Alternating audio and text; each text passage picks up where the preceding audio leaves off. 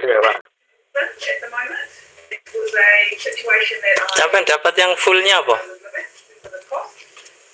Yang artikel fullnya Iya, dapat. dapat. Ini kalau saya cek nggak dapat. Ini cuma sampai yang ini Pak, nggak full ini. Nah iya, makanya kok ngambil ini. Itu kan cuma pengantarnya, belum sampai. Oh.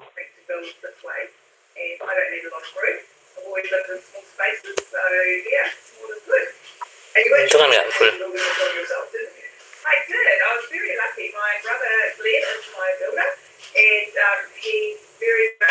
Yang fullnya nggak nemu nih Pak. Nah iya, makanya kok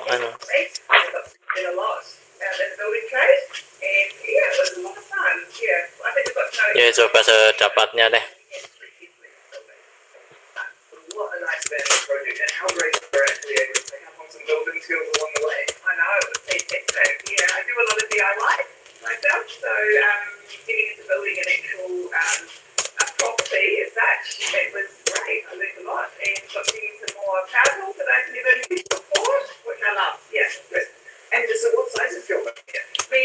Ayo agak cepet yuk, dimulai. Bismillahirrahmanirrahim. Assalamualaikum warahmatullahi wabarakatuh. Waalaikumsalam warahmatullahi wabarakatuh. Di sini kelompok kami akan menjelaskan tentang artikel dari Binti Arif Nur Amal yang berjudul Islamic Inheritance Law and its Application in the Republic of Singapore, an Analytical Study of Joint Tenancy. Di sini saya bersama dua orang, yaitu saya sendiri dan Titi Mubarokah. Oke, langsung saja saya mulai. Yang pertama yaitu studi tentang hukum pewarisan Islam dan penerapannya di Republik Singapura bertujuan untuk menghadirkan kesadaran komunitas Muslim tentang pentingnya distribusi perkebunan sesuai dengan hukum Muslim. Muslim adalah minoritas di negara sekular Singapura. Oleh karena itu, sangat penting bagi masyarakat untuk mengelola properti dan perkebunan mereka menurut syariah. Penelitian ini berfokus pada faraid dan menganalisis penerapan dan distribusinya di Singapura. Harta dan harta benda almarhum harus didistribusikan sesuai hukum warisan Islam jika almarhum tidak membuat surat ma'u, hibah al-rubah, nudriyah, dan lain sebagainya. Penelitian ini bertujuan untuk menganalisis proses distribusi bersama tenansi berdasarkan muis fatwa dan mengingat faraid. Dalam penelitian ini, peneliti juga mencakup diskusi yang berpusat pada sekolah hukum Sunni dari Hanafi, Malik, Syafi'i, dan Hambali. Hukum warisan ini adalah salah satu cabang hukum yang paling penting. Banyak buku telah ditulis subjek pada mereka, telah membahas prinsip-prinsip dan aplikasinya. Namun demikian, ada kurangnya tulisan akademik mengenai distribusi masalah perkebunan. Beberapa karya kontemporer terkait dengan penelitian harus ditinjau di bawah ini. Untuk yang pertama akan langsung dibacakan oleh Saudari Titi Mubarokah. Kepadanya kami persilahkan.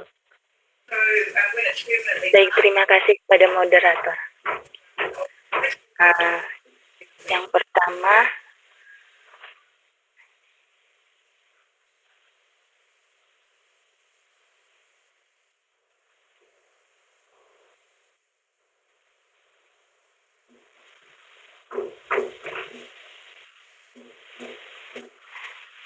salah satu artikel umum tentang subjek yaitu berjudul Hukum Pustaka Orang-orang Islam di Malaysia. Satu ringkasan-ringkasan yang ditulis oleh Abdul Qadir Muhammad dalam bahasa Melayu dalam jurnal Syariah. Penulis mengamati bahwa ada dua bentuk hukum mengenai administrasi dan pengelolaan perkebunan Muslim di Malaysia. Ada hukum perkebunan Muslim dan perkebunan adat setempat.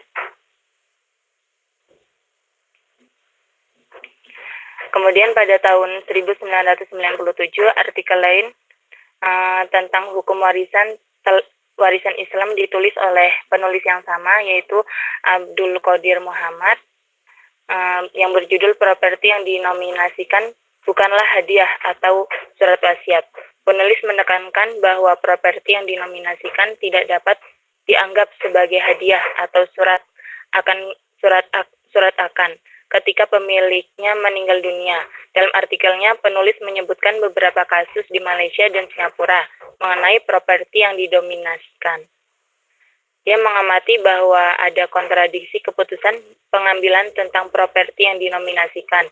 Dalam analisisnya, ia memahami bahwa kontradiksi muncul dari perbedaan antara interpretasi hukum properti dan maknanya berdasarkan persyaratan syariah.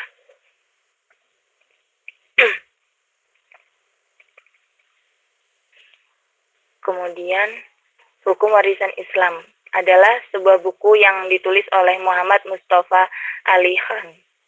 Dia telah mengabdikan tahun penelitian sebagai dosen di Universitas Aligarh dan Nigeria.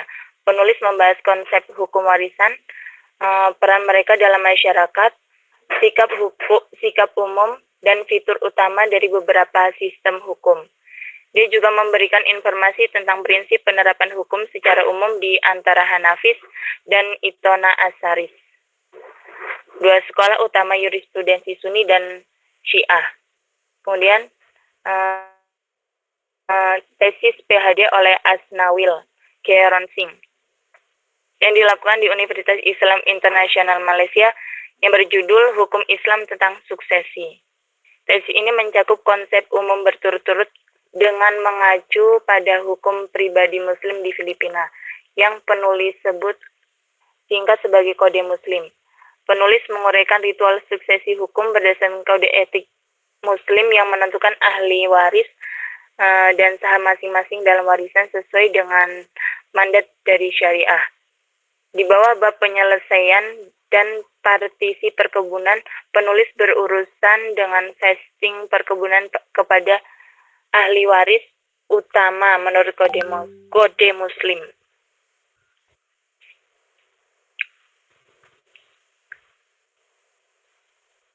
Terima kasih, saya kembalikan kepada moderator. Ya, terima kasih kepada Saudari Titi Mubarokah. Sebelumnya nih mohon maaf, ternyata artikel yang kita dapatkan ini kurang lengkap. Jadi hanya sebegini adanya. Kepada teman-teman barangkali ada yang mau menambahkan atau ingin bertanya, kami persilahkan.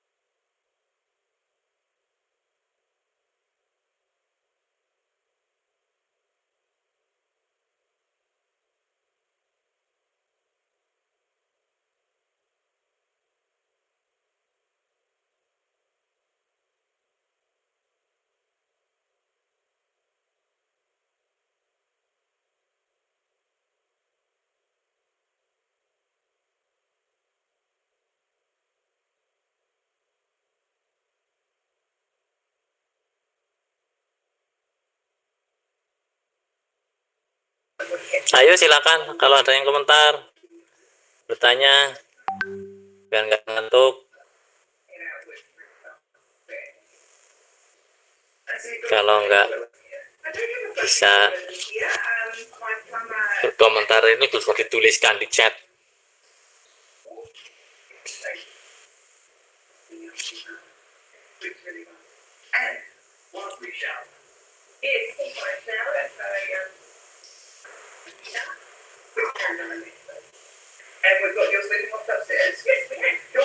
Ayo silakan, ada nggak yang komentar?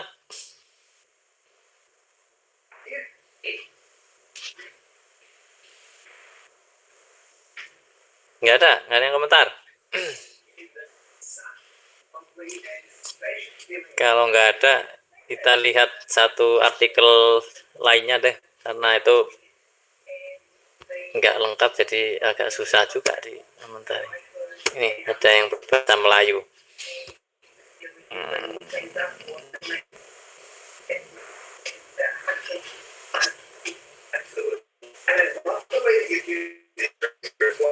Ini judulnya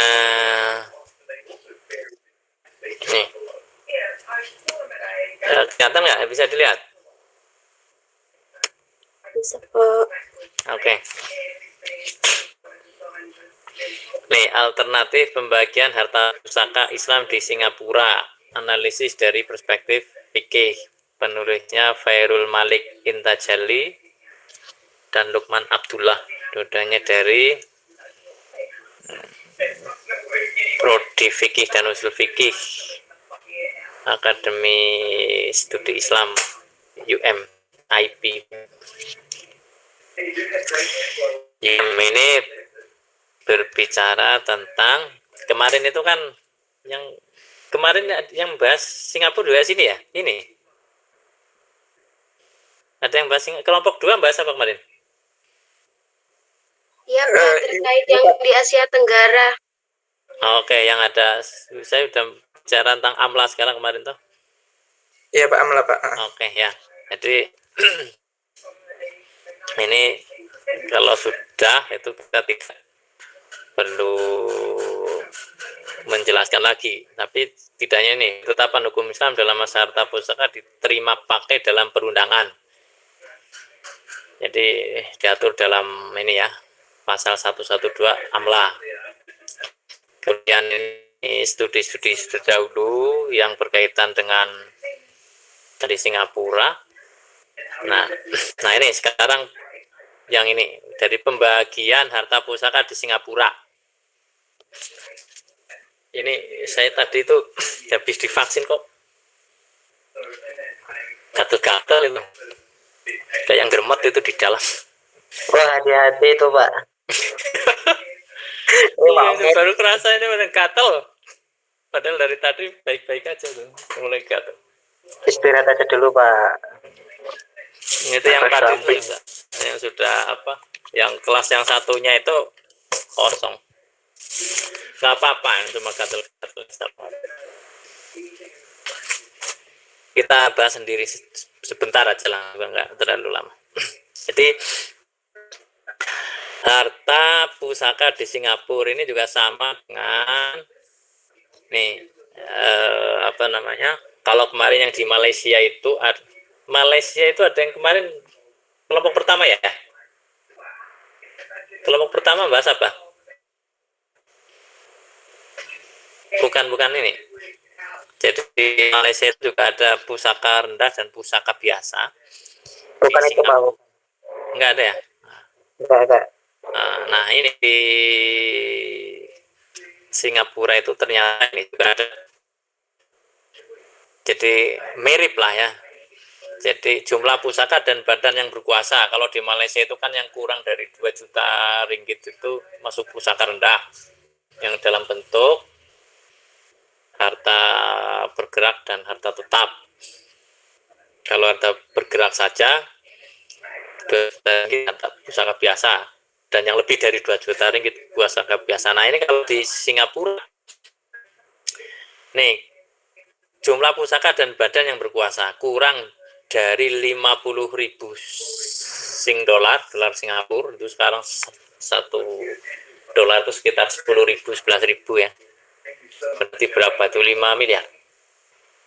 Ya, 5 miliar itu. Melalui pejabat amanah raya. Kurang, jadi dari 50 tapi kurang dari 3 juta melalui mahkamah rendah, melebihi 3 juta melalui mahkamah tinggi. Nah, ini kemudian cara surat kuasa dan pelantikan secara wasiat. Kalau ada yang wasiat, permohonan geran probate, jadi keterangan dari pengadilan ya, plus ada eksekutornya. Surat kuasa dan pelantikan tanpa wasiat, permohonan surat kuasa pentadbir, pentadbiran letter of administration dari pejabat amanah raya atau pentadbir. Nah ini yang ada kaitannya dengan tadi joint tenancy itu ini gini. Jadi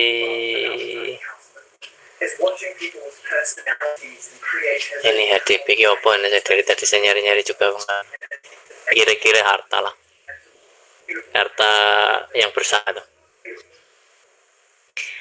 pemikiran harta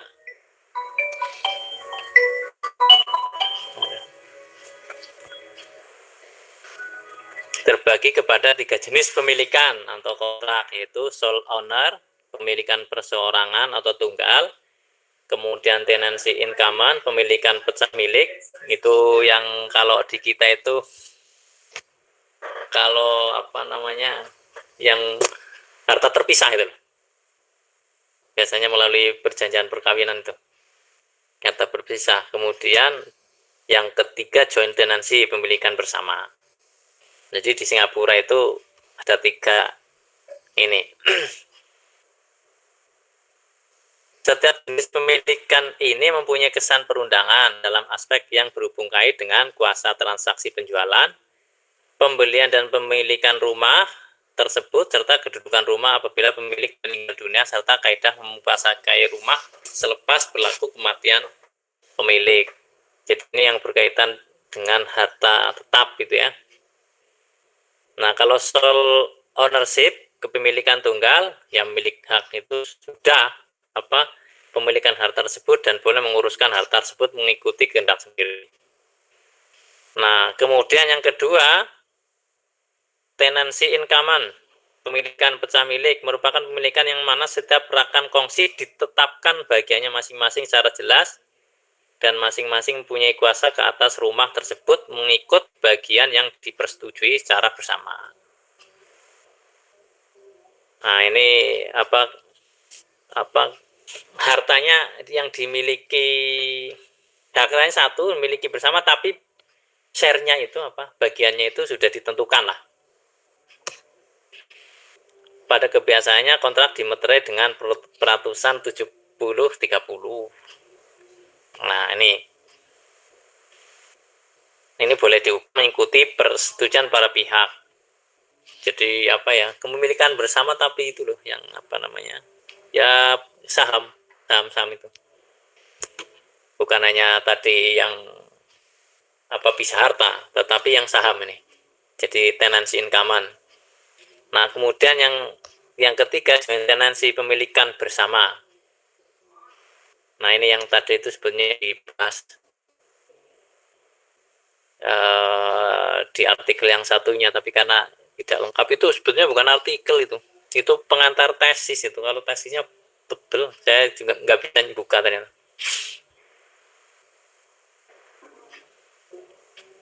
Nah, secara umum amalan pemilikan rumah di Singapura menggunakan pakai kontrak ini dengan kedua-dua pemilik berkongsi semata. Jadi aturannya itu kalau joint tenancy itu 50-50 itu ya. Secara umum itu pada dasarnya itu 50-50. Jadi kalau misalnya ada 2 orang ya 50-50 kalau ini joint tenancy. Sungguh pun begitu, sekiranya salah seorang pemilik meninggal dunia, bagian yang dimiliki akan berpindah secara langsung kepada pemilik yang masih hidup berpandukan kepada konsep right of survivorship. Nah, ini kalau ada yang meninggal, maka hartanya langsung berpindah pada yang hidup. Ini dasarnya itu right of survivorship. Jadi aja dikenal ini hak siapa yang masih bertahan itu ya itu right of survivorship. Siapa yang masih hidup itu yang menguasai. Nah, kaitannya dengan kewarisan, tiada sebarang tuntutan boleh dibuat oleh mana-mana pihak untuk mewarisi harta tersebut. Ia merupakan prinsip undang-undang dalam perkara yang melibatkan undead resulting trust dan undead advancement. Ini bermakna dari satu sudut pemilikan, ia selari dengan konsep perkongsian musyarakah, mana setiap pemilik merupakan pemilik bersama ke atas sebuah harta, tetapi berlawanan dengan hukum Islam dari sudut kesannya, pengaruhnya setelah kematian, ya akibat kematian yang tidak memisahkan pemilikan antara pemilik sehingga pemilik si mati berpindah kepada pemilik yang masih hidup. Nah ini kan karena right of survivorship itu tadi, jadi kalau ada yang meninggal, salah satu meninggal langsung berpindah miliknya menjadi milik orang yang masih hidup. Nah ini dasarnya ini ya. Nah kalau lihat dari ini itu sepertinya seperti musyarakah, tetapi tidak sesuai dengan hukum Islam karena ada hak otomatis itu. Nah ini ada beberapa kasus. Nah dan seterusnya dan terus ini. Namun berdasarkan perundangan sivil rumah yang dikongsi berdasarkan kontrak jointenancy tidak lagi dianggap sebagai salah satu daripada pusaka bagi si mati. Turut dikemukakan semasa perbicaraan, ini kasusnya ini ya. Fatwa yang dikeluarkan oleh Jawatan Kuasa Fatwa MUIS, jadi Komisi Fatwa MUIS, bahwa harta sebegini diambil kira dianggap sebagai harta pencarian. Jadi kalau Fatwa MUIS joint tenancy itu dianggap sebagai harta pencarian, harta bersama suami istri itu. Oleh karena itu, menurut Fatwa MUIS, bagian daripada rumah tersebut, yang kasusnya ini Syafiq bin Salim dan Anor itu, lawan Fatimah binti Abud, ini dianggap sebagai harta pencarian. Nah, karena harta pencarian, ini kalau di kita itu harta bersama yang suami istri itu, maka sebagian dari rumah tersebut merupakan harta pusaka dan perlu dibagikan secara faraid. Nah, berdasarkan kepada keterangan dan bukti yang telah dijelaskan di Mahkamah Tinggi, Mahkamah mendapati tiada sebarang ketetapan dalam amla atau perundangan lain yang mencandangkan agar common law dalam masalah pemilikan jointenancy tidak boleh diaplikasikan ke atas orang Islam. Dan seterusnya, Mahkamah memutuskan bahwa defendant berhak ya, yang menuntut itu berhak secara keseluruhannya ke atas rumah yang dimiliki secara bersama, yang mana defendant merupakan satu-satunya pemilik bersama yang masih hidup. Dengan demikian, penuntut gagal dalam permohonannya, yang pemohon itu. Ini yang dimohon defendant. Dan seterusnya, ini seterusnya itu. Nah, ini tadi juga ada yang CPF, Central Provident Fund itu. Uang simpanan pekerja dan asuransi ini juga ada dibahas tentang ini. Jadi uang simpanan pekerja dibagi tiga akun utama.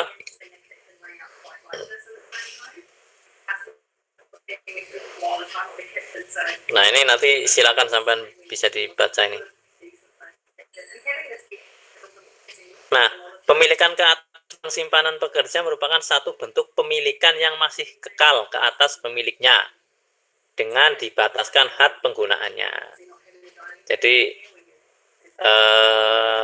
itu uang simpanan pekerja, kalau di kita itu kan dulu ada jam sostek gitu ya, jaminan sosial tenaga kerja itu ya, jadi uang pensiunan tuh. Uang pensiunan pekerja itu masih menjadi milik ya yang pekerjanya, tetapi dibataskan hak penggunaannya dibatasi. Nah, tetap dikenakan zakat dan macam-macam itu.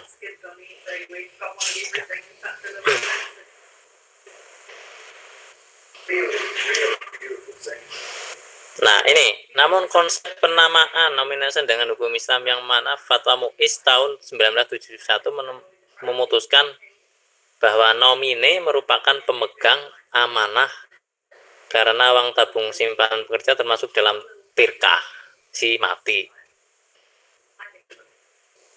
Nah, ini yang jadi kalau di Singapura itu simpanan, jadi uang yang misalnya pekerja itu kan dapat tabungan pensiunan. Nah, itu bisa menyebutkan nama di situ, nanti kira-kira itu yang bertanggung jawab dengan uang ini, itu yang berhak dengan uang yang kalau misalnya dia meninggal atau jadi sesuatu tuh anaknya itu siapa, anaknya semuanya, 1, 2 atau hanya sebagian. Nah, itu yang disebut dengan nomini atau penamaan. Nah, itu kalau sudah nomini seperti itu, ini nomini merupakan pemegang amanah karena uang tabungan simpanan pekerja termasuk dalam tirkah si mati yang mesti diberikan kepada waris-waris mengikuti faraid. Nah, nomine yang disebutkan dalam surat yang bertanggung jawab dan untuk uangnya pekerja itu yang dibuat oleh pencarum tabung simpanan pekerja adalah selaku wakil saja. Maka tidak mendapatkan apa-apa kecuali jika dia adalah salah seorang waris si mati. Jadi nomine yang ada yang dituliskan, yang ditentukan oleh pekerja itu bisa juga bukan warisnya itu. Kalau udah kayak gitu ya yang pinjam nama saja dan tidak menjadi ahli waris. Nah, kalau dia jadi ahli waris, maka dia berhak mendapatkan sebagian harta itu menurut hukum faraid. Nah, ini juga Malaysia kasusnya sama. Nah, berdasarkan fatwa kedua negara ini menunjukkan penama atau nomine hanya dianggap sebagai wasi atau pemegang amanah yang mana apabila menerima uang tersebut perlu mengembalikannya kepada ahli waris untuk dibagikan secara faraid dan bukan sebagai pewaris mutlak seperti mana yang difahami dalam perundangan sipil. Nah, contohnya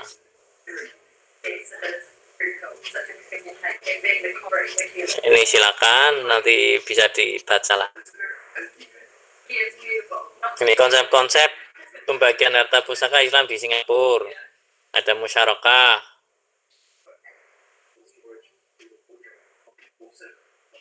ada juga yang seperti musyarakah perkongsian. Jadi kerjasama itu ya.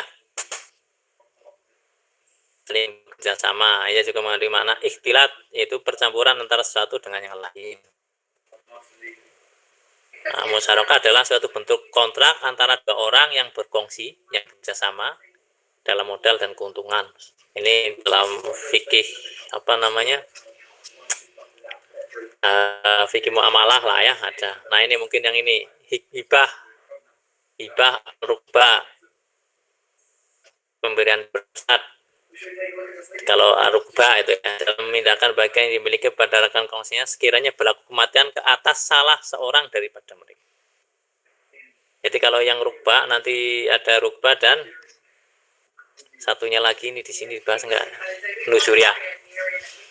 Nah, kalau yang rukbah itu jadi hibah itu ada 3 hibah yang umum, ya sudah hibah. Nah, kalau hibah rukbah itu bersyarat. Syaratnya itu dengan umur. Jadi kalau saya mati nanti harta saya itu jadi milikmu atau sebaliknya.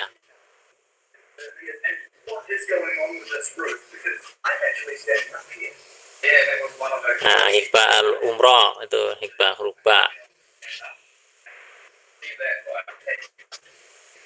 Nah, kalau yang umroh ini silakan nanti sampai sendiri. Kalau di kita itu tidak terlalu populer itu rubah dan umroh. Yang berkaitan dengan umur lah.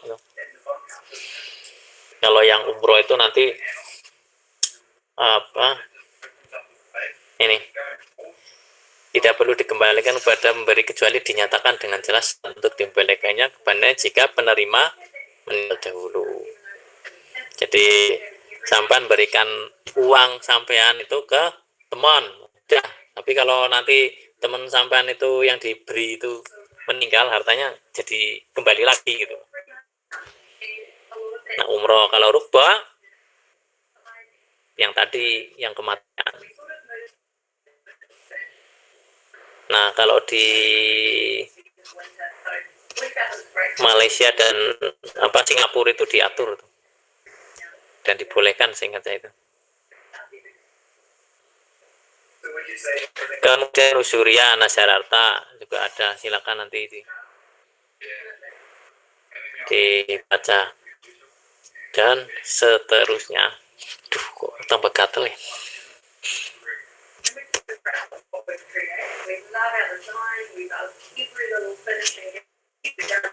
Jadi nanti saya bagikan ini artikelnya.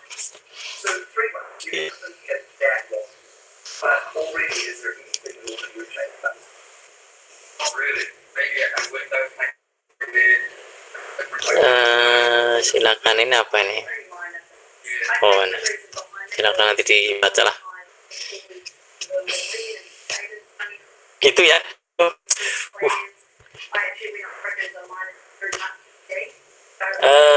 Nggak fokus konsentrasi saya itu. Udah di berhenti aja.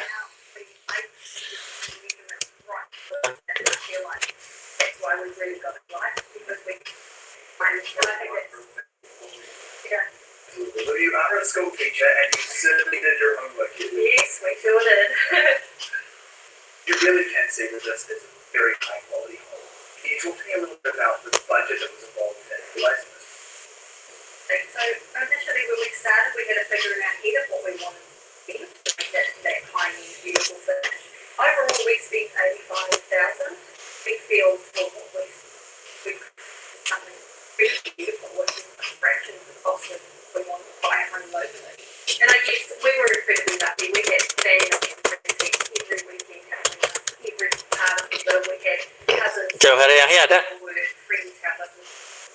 We were very lucky. Ahmad Rashid. Looking at this, when we talked about budget, I was easily expecting Refli Muslim. you could say that it was 85 and that Refli Muslim. we're pretty proud. Very lucky. Nisful Ma'wa. Hadir, Pak. Umi Lailatul. Hadir, Pak. Aska, ada Alwi, Alwi hadir, Pak. Hanifah, Hadir, Pak. Muhammad Salahuddin. Hadir, Pak. Ya. Febti, Hadir, Pak. Elva. Ada? Hadir, Pak. Hadir, Elva. Anggi Natama. Hadir. Devi, Hadir, Pak. Muhammad Dian Masudi. Kok tambah? Hadir, Pak. Ahmad Musaki, Hadir, Pak. Azmul Aris, Hadir, Pak. Failasur, Hadir, Pak. Makmul, Hadir, Pak. Anwarur Hadir, Rasid, Pak. Deki, Hadir. Rizky, Hadir, Pak. Isa, Elisa, Hadir, Pak. Hadir. Iklimah, ada nggak? Ada, Pak, tadi. Maulida, Hadir, Pak. Titi ada, Kun Fakhirul. Ada, Pak, di situ, Pak. Ada ya? Jawar Yahya ada nggak? Rasid, Refli. Ada, Pak. Siapa? Refli ada? Refli Muslim Agustin hadir, Pak. Oke. Rasid ada? Delimunte. Jauhar. Nggak hadir kayaknya, Pak. Oke, sudah 2. Sorry ini saya nggak fokus. Aduh, udah gatel. Oke, sampai ketemu minggu depan. Terima kasih. Assalamualaikum warahmatullahi wabarakatuh. Waalaikumsalam.